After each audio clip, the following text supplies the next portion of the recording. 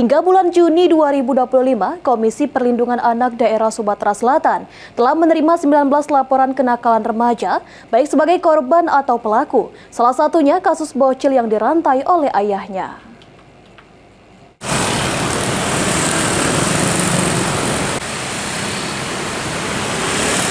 Hingga pertengahan tahun 2025, Komisi Perlindungan Anak Daerah atau KPAD Sumatera Selatan telah menerima laporan terkait kenakalan remaja. Komisioner Komisi Perlindungan Anak Daerah Sumatera Selatan, Abdul Latif, mengatakan, pada tahun 2024, KPAD Sumsel menerima 20 laporan kasus. Di tahun 2025 ini telah menerima sebanyak 19 laporan kasus yang sudah ditindaklanjuti, baik diselesaikan melalui mediasi atau melalui penyelidikan kepolisian. Salah satu faktor penyebab adanya kenakalan remaja ini dikarenakan kesalahan dari keluarga dalam mendidik anak serta pengaruh lingkungan, sehingga anak terlibat dalam tawuran, narkoba, dan pergaulan bebas.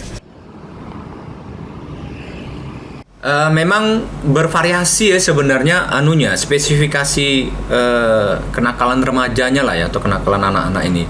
Ada yang mungkin laporan terkait dengan korban, ada yang dia sebagai pelaku.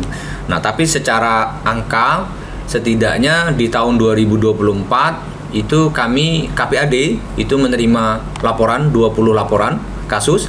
Kemudian di 2005 ini sudah masuk 19 kasus yang itu sudah kita follow up. Ada yang bisa diselesaikan melalui proses mediasi, kemudian ada juga yang kita pantau itu diselesaikan melalui jalur mungkin litigasi atau lewat kepolisian ya. Ditambahkan Abdul Latif, ke depan KPAD Sumsel akan terus menggencarkan sosialisasi untuk mencegah terjadinya kenakalan remaja. Beberapa kasus yang ditangani oleh KPAD Sumsel diantaranya anak terlibat narkoba, bullying, kekerasan terhadap anak, dan orang tua yang ingin memasukkan anak ke barak militer. Ilham Wahyudi, PAL TV.